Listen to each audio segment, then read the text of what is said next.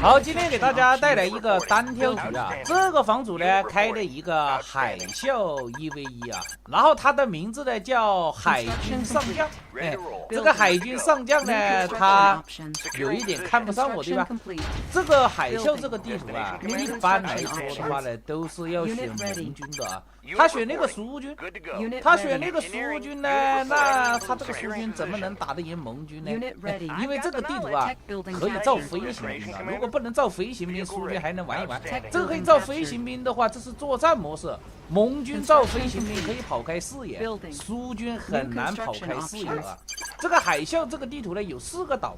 每个岛上面有2个油田，还有矿。我盟军的话呢，等一下我可以造直升飞机，装6人去占领那个小岛，等一下就可以守住小岛的矿，对吧？我是盟军，我先出空子部，一定要先出空子部啊，不要先出重攻。先出重攻呢，你盟军的优势就变弱了，对吧？我直接到他家跑开视野，然后再把上面跑开，他是跑不开视野的。他要跑视野，只能造气垫船，造气垫船来跑视野，对吧？然后你看，他先造了气垫船，想装6人到小岛占我的油田，对吧？他想占我的油田，但是我是空子部开局，我是空军开局啊，我直接造10几20个飞行兵，我让你的气垫船呢登陆不上来，你就抢不到这个小岛的油田了。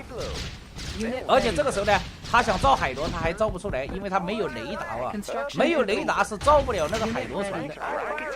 先把他家里跑开，看他有没有雷达，他还是没有雷达，他造了2个船长，估计呢再造潜水艇啊。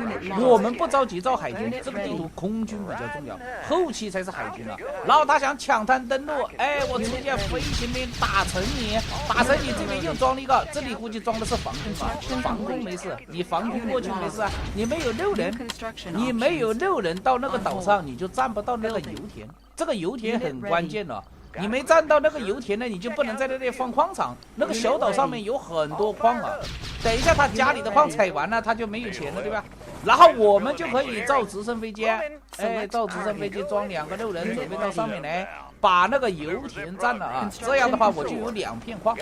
油田不是重要，重要是这个地方有矿。等一下我可以直接在这里甩矿场，对吧？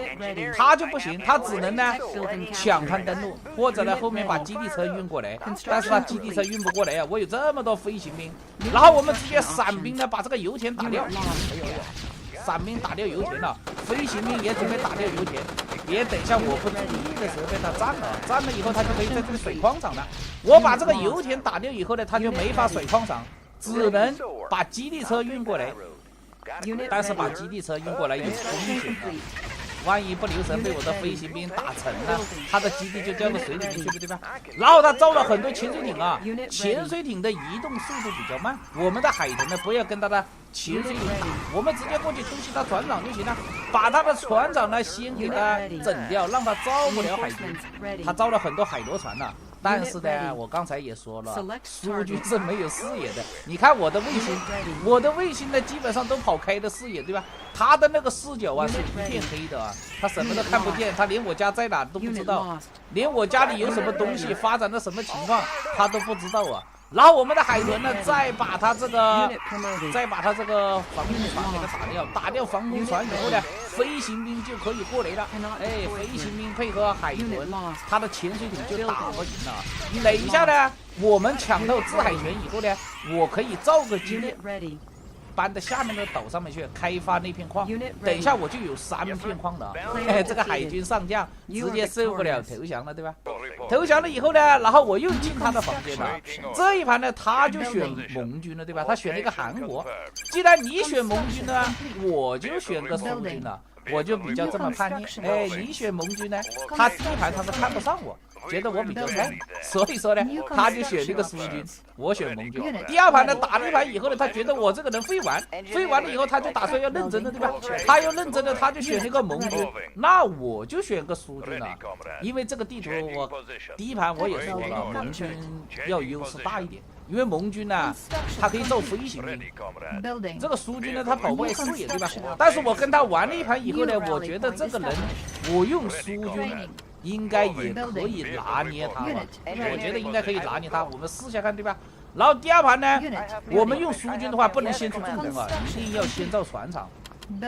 因为你重工出来没什么用，你重工出来的话，你就只能造牛，对吧？这个房主呢，他开的是3万开局啊，所以说你重工晚一点出没事。